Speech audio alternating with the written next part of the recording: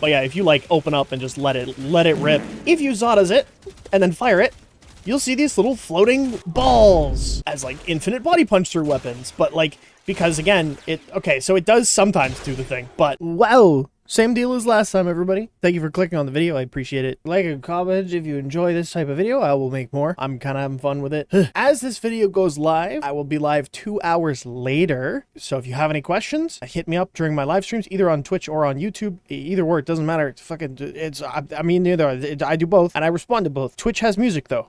So there's that. Hit the subscribe button if you want to see more, and I will come in your mouth. Goodbye. Hello, everybody. Welcome back. This is going to be 9 weapons that are weird with Xatas, or have some interesting interaction with Xatas. Now, first things first, I'm going to talk really quick. There are 4 Xatas interactions with weapons, at least as far as I'm aware. The first one is not shown in this video, but is what happens when you use like a precision rifle or like a hit scan rifle, any hit scan weapon, where the projectile just stops. It will just instantly stop on the target with Xatas. It is the most boring interaction with it, but it's also just negative, so I'm not showing it. I am showing a negative interaction, but then we're going from there. Let's get into the first interaction set. This is a set of 5 total weapons. We're gonna go with the Tenet Tetra and the Prisma Angstrom first. First things first is the Tenet Tetra. This weapon will fire, you know, regular shots, do okay damage. It's not a bad weapon, but you notice like the projectiles will like bounce off of shit because there is the augment that goes with it. However, if you use Xatas, the projectiles will get caught within the Xatas bubble and get flung around. This is just kind of the way that the Tenet Tetra works with this. It does make the weapon significantly better, as it allows for the Xatas to apply to much more targets within a larger radius. If you pair this with like blast, you'll get the double blast, obviously, because that's just something that Xatas does. And yeah, so it works pretty good. It's very interesting as a Xatas weapon for that case, just because of the extra like throwing projectiles. But this is the first set of all of these weapons will do the same. So the Prisma Angstrom is very similar. Now this weapon is just good, by the way. So if anybody is unaware, this is a like homing bouncing projectile thing where if it bounces on a target, it will bounce to the next target. No matter where they are, and guarantee hit, basically, which is why it has some decent AoE. However, if you pair it with Xatas, the interesting part is that the projectile will bounce inside the bubble a few times, and possibly hit the same target multiple times. That's actually really, really cool for its single target, and then it still does the explosive homing in on the projectiles outside of that. So very, very good weapon with Xatas. Actually kind of one of my favorites for Xatas. But yeah, if you like open up and just let it rip, you'll kind of blast these enemies. The cool thing about Xatas as well is it reduces your need to aim. You only need to hit 1 or 2 shots, and then their hitbox is 4 times larger. So it's kind of good just for that as well. The next 2 weapons, one will not surprise you at all, and the other one, they are not. Well, this one will be kind of interesting because this one's kind of the same, but there are some caveats there. So the first one is the Kodahima. Surprise! I showed this weapon in the 3 frames that suck, or that people think that suck but don't. And the Kodahima is one of these weapons. So you can see, obviously, we did pretty good damage, but it didn't do that much AoE. If we turn on Xatas and then we fire it at a group, the projectiles will get trapped within the bubble, as you can see them spinning around like crazy. And then when that gets, when the bubble gets destroyed when the enemy dies,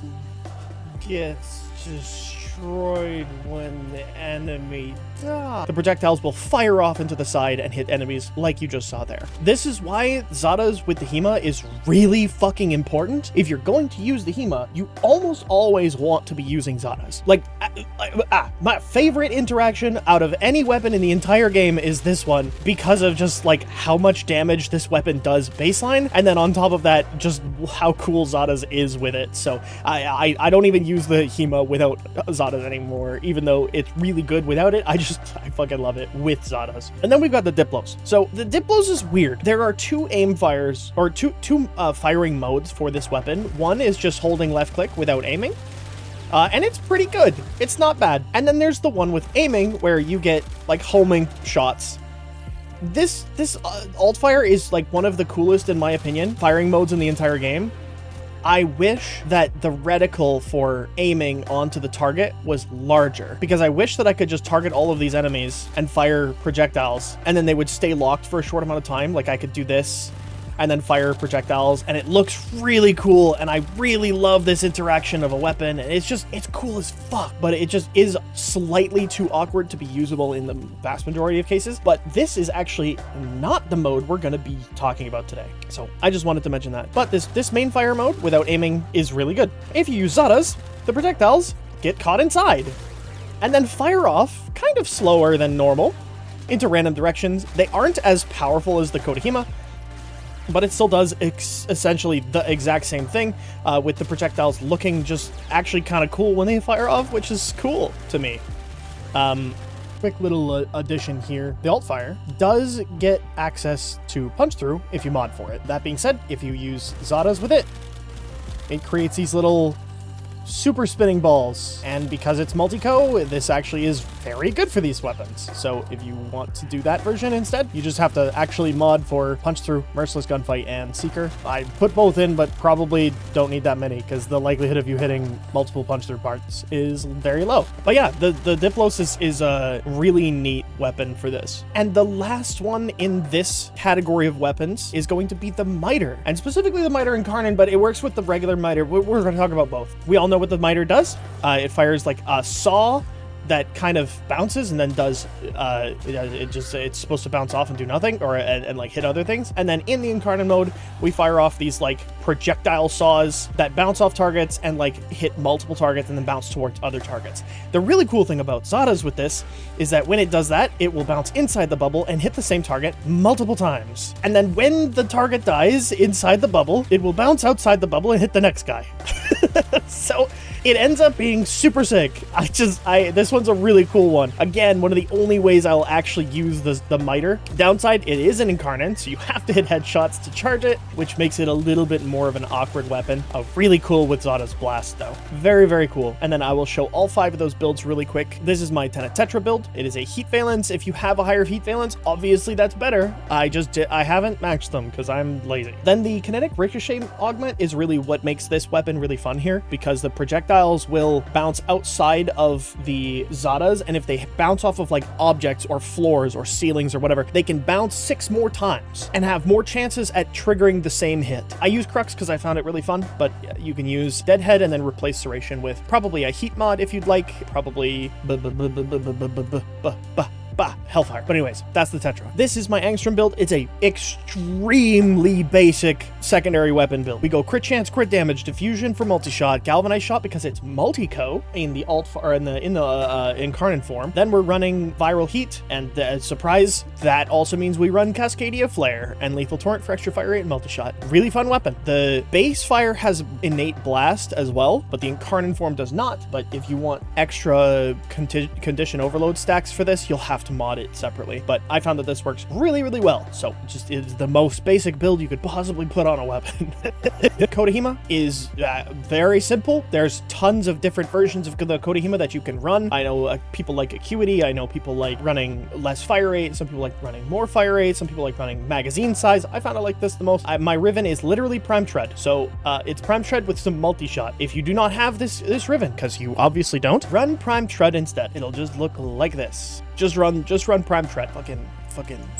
Here is my Diplos build. Again, my Riven is just multi-shot status chance cold. If you do not have that Riven, surprise, you don't, run Ice Storm. Ice Storm or Frostbite, either or works totally fine. This weapon is multi-co on its alt fire, which is why I'm running Magnetic Valence. I think if you just are firing it regularly, you'll swap this Magnetic Valence for heat and then just go higher heat and then go heat inherit, and then you're just going to be doing some higher heat damage ticks, and then that's what you're going to kill with. Otherwise, yeah, you can run whatever. This is a decent Riven, but it's kind of annoying sometimes. So the minus ammo max makes this really annoying. And then the last weapon, which is my miter, is this. I genuinely do not actually use the miter. This is a dexterity build. I was literally using it specifically to pop nullifier bubbles. So if you're looking for a nullifier pop build, this is what I've been using. If you want a real build, you'll have to find somebody else's build because I don't seem to have one.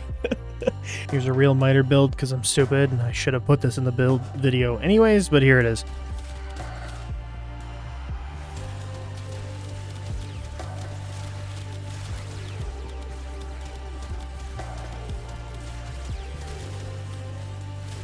Does a lot of damage. Here's the build. It's really basic. It's so basic, dude.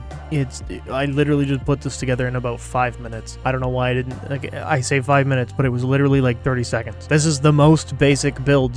Dude, if you are looking for a build for any weapon, primary or secondary, you can just put this build on and it will do like 80% of what the weapon is capable of doing. I mean, except for like this, maybe you could put like fire rate instead, but like this is, it's good.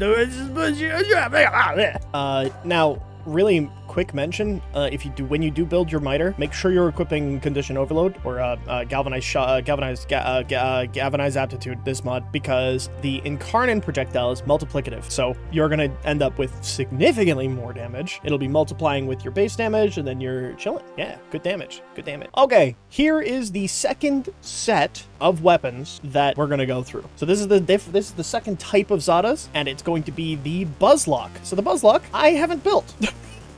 Because the idea of it is not that I've built it, it's that I found out about this very recently. So, cool thing about the Buzzlock, it has an alt fire, which will target the guy, and then you can fire it kind of wherever, and it will home in and hit that target. Really cool interaction, actually. I kind of fuck with it. So this is a weapon I will be building soon. However, the thing about Xatas with this weapon is entirely different. So we're going to mark the target, we're going to fire this, and you'll notice the projectiles are slowing down, and the bubble ended, and so they're just kind of floating aimlessly off into the distance. Those are still regular bullets, but they're just way slower for no reason. You don't have to aim in and do the like aim thing with it if you don't want, but these projectiles basically last forever, and the longer they last inside of the bubble, the slower they go.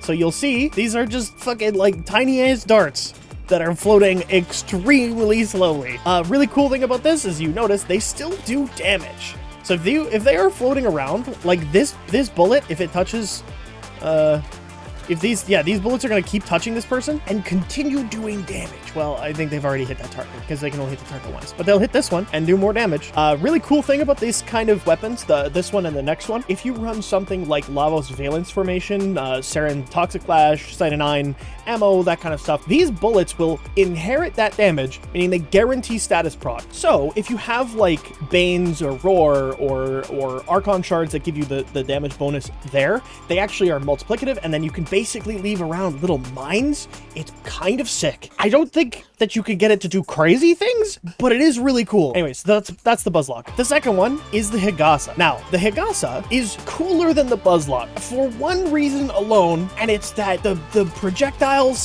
are colored. So you'll see like the Xata's not bad. It's not a bad weapon once you fully built it. I put like 5 form into this thing. Don't build it if you're not like giga rich, but you know what I mean? Like, it's not a bad weapon. If you Xatas it and then fire it, you'll see these little floating balls.